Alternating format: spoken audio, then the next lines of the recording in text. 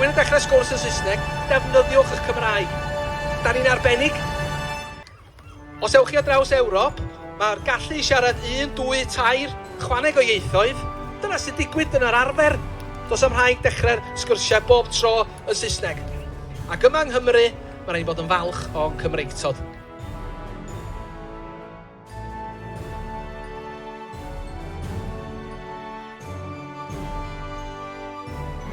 Oh,